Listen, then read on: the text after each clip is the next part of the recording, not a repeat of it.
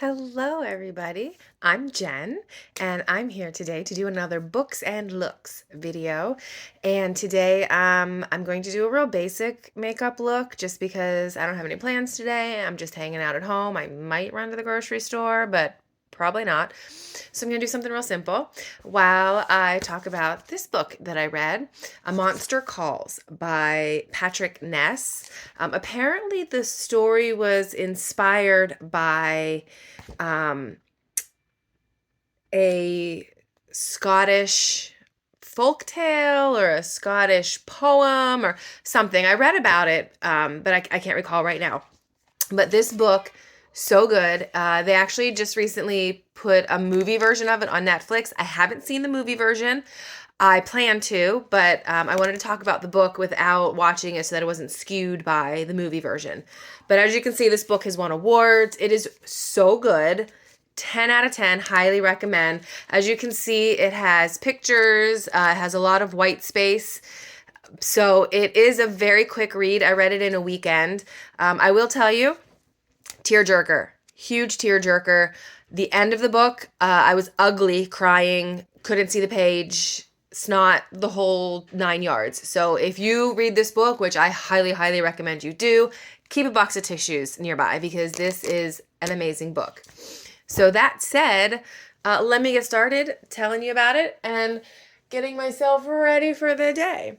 So, A Monster Calls is about a monster, but it's like a good monster-ish. Well, let me back up. So the narrator, the main character, is a little boy whose name I cannot remember, but I'll look it up in a moment.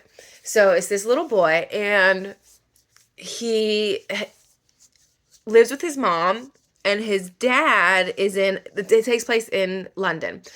Not in London, I'm sorry. On the outskirts of London, in like a small town, but in England. And his dad is in America. So he lives with his mom, and as his name's Connor. His name is Connor. So Connor lives with his mom, and his mom is very, very sick with cancer.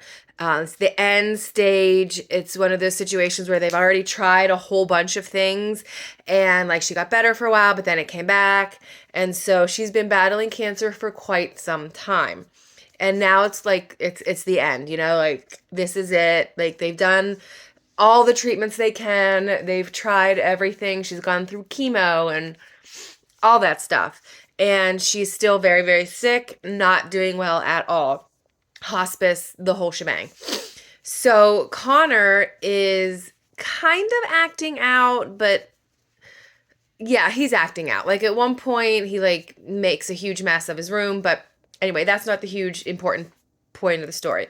So his mom is dying, and he's dealing with it not very well. His mom is like, we're gonna keep fighting. I'm not giving up. We're gonna try this. We're gonna try that. There's this new treatment and all this stuff. So Connor has all this hope that she's gonna be just fine, but he also has a lot of anger issues, obviously. Well, one night he has what he thinks is a dream that this tree that he can see from his bedroom window, like it's kind of far away, like over the hills, there's like a cemetery over there, and he's always seen this tree out there. And he thinks it's a dream, but it turns out to be real. This monster comes to life, this tree comes to life and is like a monster, and walks over to his room and starts talking to him and is like, I'm here to fix things, or, oh, I'm here to help you. I'm here to help you. And Connor's like, great. I'd love that. My mom's sick. So he assumes like, oh, you're here to heal my mom. That will help me. And then the monster, goes away. He's only there for a little bit. And then Connor is upset, and he thinks, oh, this is a miracle. My mom's going to wake up in the morning and everything's going to be cured. Doesn't happen. Eventually, mom ends up in the hospital because she is so sick. It's end stage. And at one point, he goes and sort of towards the beginning when mom is really sick, she's like, you're going to go stay with your grandma because I'm really not healthy enough to take care of you these days. You shouldn't have to take care of me. You're in school. You're a young boy. He's like, I don't know, 12-ish. Whoops. He's like 12-ish. So he goes to stay with his grandma. And his grandma's like this real fancy, like always dresses really well. Her house is always in perfect condition and clean and whatnot. So he feels really uncomfortable there. Like he loves his grandma and all, but it's like it's not home and he just wants to be with his mom. So that's when he has his first quote unquote like rampage. The tree monster visits him there, and basically the tree monster destroys grandma's living room, like breaks chairs and knocks over the bookshelf, and because he's like this huge tree monster. But then as it turns out, when the next morning when he wakes up in the middle of the mess, everybody thinks he destroyed the house out of his angst and whatnot. So they call his dad to come from America. And his dad from America comes with his, and actually, no, he doesn't bring his new wife, but he comes, and Connor thinks, oh, cool. Like, I only get to see my dad like once, maybe twice a year. Dad's coming to come take care of me, maybe take me back to America, etc. But Dad's like, no, that's not why I'm here. I'm just here because I know you're struggling and you need some help. Things are tough right now. Your mom's sick. Your grandma's your grandma.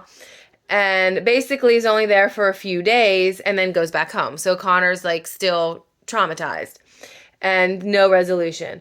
So multiple times and during the night, this tree monster comes and Connor keeps saying like, you said you're here to help me. So help me heal my mother. Like, why else are you here?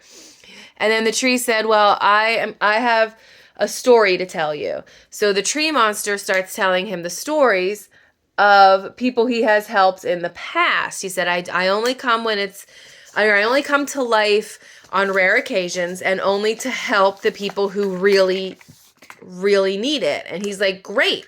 My mom really, really needs it. I'm glad you're here. So the monster starts telling the stories of the times that he has helped other people. And the one was about this young man and his fiance, and they fall in love, but they can't be together. I think he's wealthy and she's not, and so like they can't be together because of the culture, blah, blah, blah. And so the monster basically helps the man. They run away together, and the woman, they fall asleep under the tree, who like the tree monster, but he's just a tree in this flashback. They fall asleep under the tree, and when they wake up, she's dead. She has been stabbed, murdered, and he's like completely distraught. He's like, somebody killed her just because they don't want us to be together. This is awful. How could anybody do this? And so the tree monster basically comes to life at this point to help him through the trauma of losing his love that he gave everything up for and ran away to be with. And then, she was murdered. And so it was, he lost everything. He lost his family, his fortune, and his true love. So the monster's like, and I helped him through that, blah, blah, blah. And then the monster goes away, and Connor's like, oh, cool. So this monster's going to come here and, I don't know, help me through the trauma of losing my mother. That's not what I want. I want my mother to be healed. I don't want to lose her. And still he has like anger issues and, normal stuff. And then another night, the tree monster comes and Connor's like, why aren't you helping me? Why do you keep just coming here? And the monster's like, well, you need to tell me a story. I told you a story. Now it's your turn to tell me a story. And Connor's like, I don't have any stories. I'm just like this kid. I don't know what you want me to tell you. And the monster's like, fine, I will tell you another story.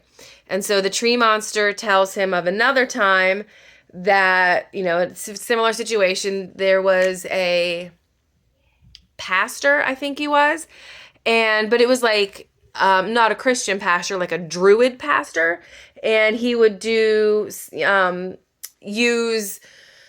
the earth and herbs and plants to heal people. He was kind of like a healer. And at one point his town was running low on the herbs and things that he needed. And he was like, listen, I need some of you townspeople to give up some of your farmland to grow the materials that I need for my healing. And the townspeople came together and voted, and they're like, no, no thanks. We can't give up our farmland. We need it for our food, etc. So he doesn't have anything that he needs to heal people. Well, shortly thereafter, the man who like led the meeting and, decided that they were not going to give up their land for his healing materials, his daughter fell very, very ill. And then he goes to the healer guy, the priest healer guy, and basically says, like, I need your help. My daughter is dying. And the guy's like, I don't have anything. I told you last month or whenever it was that I'm out and you wouldn't give me your land to put more stuff, to plant more stuff. I don't have what I need to heal your daughter. And so the guy was, distraught. His daughter ended up dying. And then everybody turned on the healer and was like, you're a horrible person. How dare you?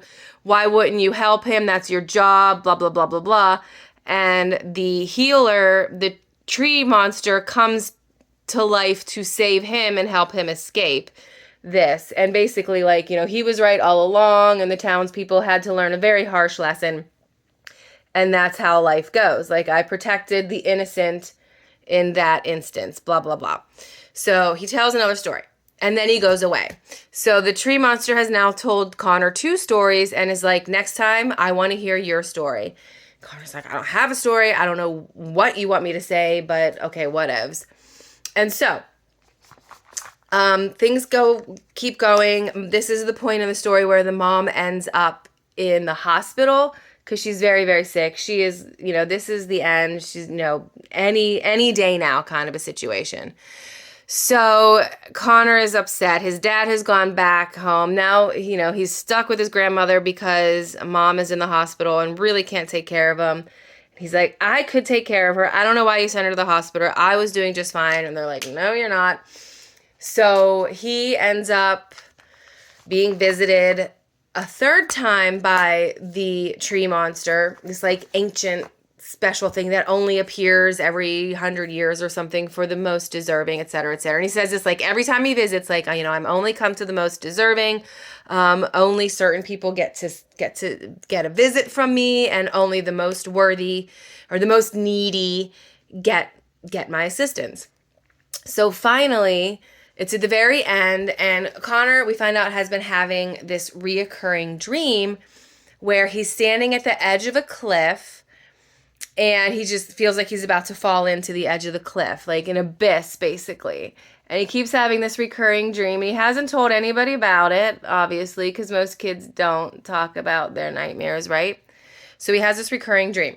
So finally, the 3rd visit or the 4th visit, I lost track, the tree monster shows up at his room again in the middle of the night, wakes him up, and he's like, it is time for you to tell me your story. Like, I've done everything I can. You have to tell me your story now. And Connor's like, well, I don't understand. Like, just help my mom, right? Like, you're here to help heal my mother. Like, what is going on here? Why are you doing this?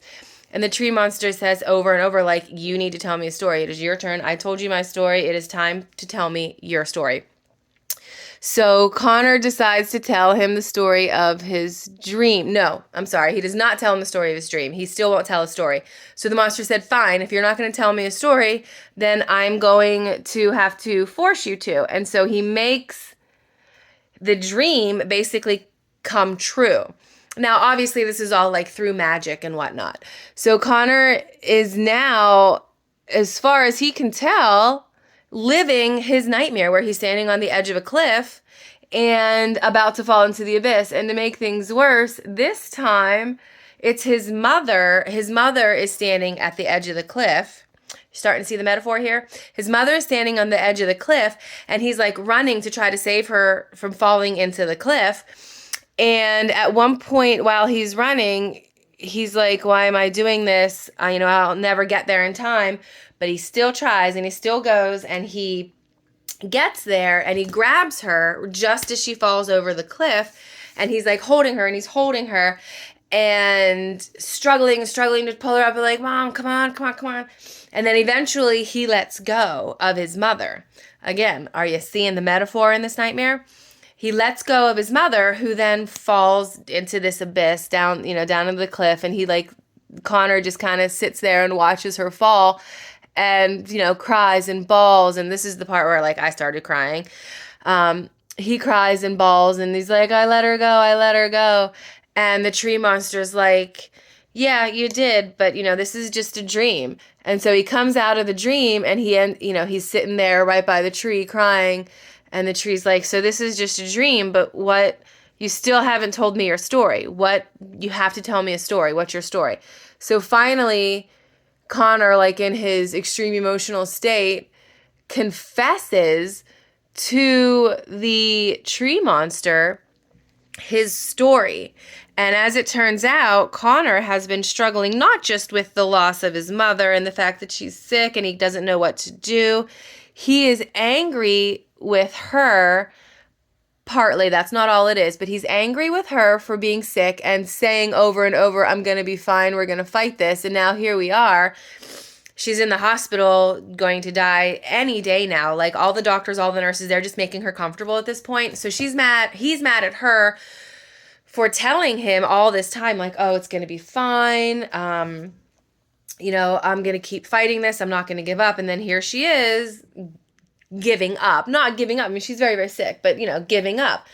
But furthermore, he has not admitted to anybody, including himself, that he is like, he wants her to die.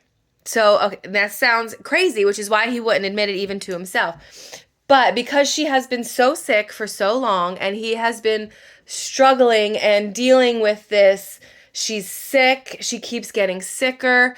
It's hard on her, it's hard on him. He has been having these feelings of like, just go already, just let go and die so that I can grieve, I can be done with this. I don't have to live in this limbo of her constantly being sick and is she going to get better, and this roller coaster if she gets a little bit better and then she gets sick again and then she gets a little bit better and then she gets sick again, and the hope of, well, we're going to try this and we're going to try that. So he has been feeling immense amount of guilt because he's also feeling like, oh, can we just stop and let her go? Like, just let her go. Like, let's stop doing this, right? Which is very understandable when you have been fighting an illness for so long, or if your loved one has been fighting an illness for so long, you just get tired of it eventually. You get tired of it's exhausting to take care of this person and try to maintain that hope and that positivity when eventually it's going to take them. Cancer is a terminal illness, and it's not like they've tried everything. They're out of options. And so he's just been thinking like, I just want this to be over. I want this to be done. I want to let her go. And then he's been feeling all this guilt and like, what's wrong with me for feeling this way? Like he almost wouldn't even admit it to himself that he was ready to let her go and he just wanted her to die already. So the monster, that's what he was there for.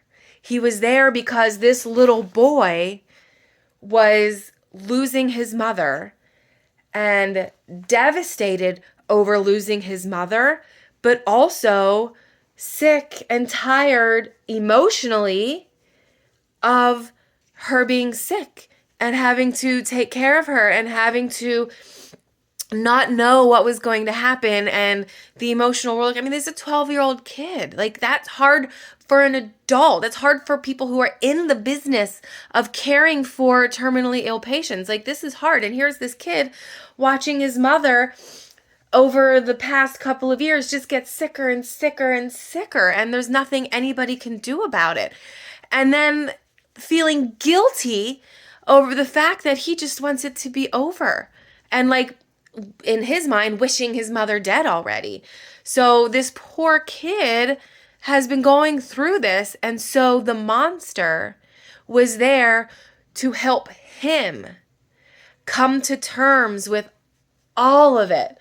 And so at the end of the book, when it comes out that that's what he was there for, he wasn't there to save his mother.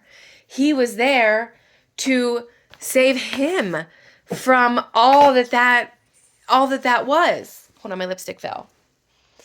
And all that it was doing to him, and So like here I am at the end of the book while the boy is bawling and coming to terms and admitting all of this, and the tree monster is like, I'm here for you, and I am here to heal you of this and to help you. You are the one who is in need.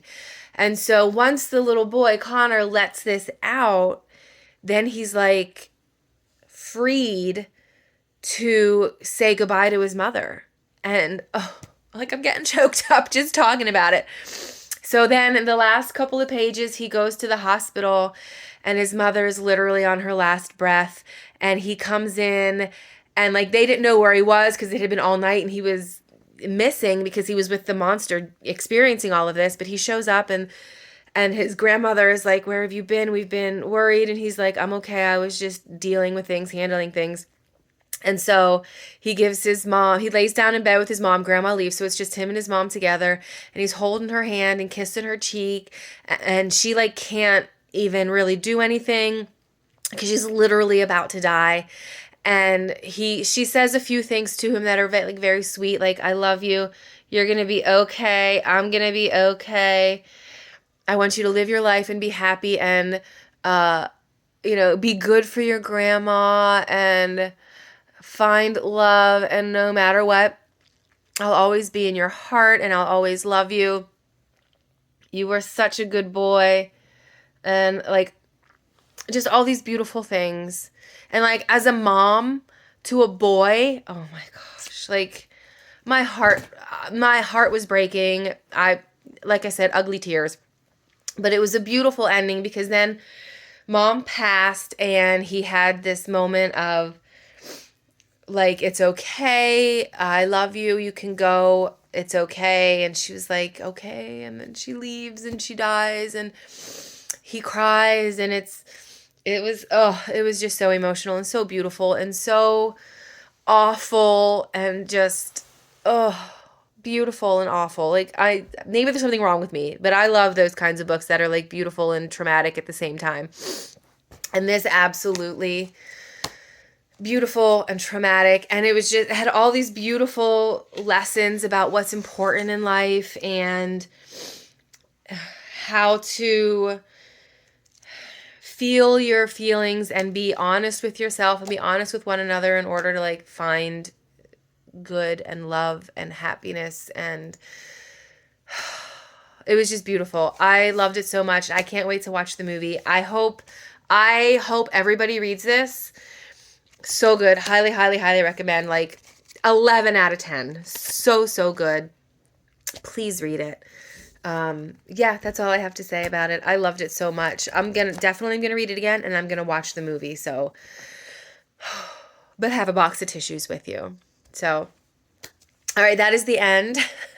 Again, simple look today. This is like my basic day look, just a little bit so I don't look dead.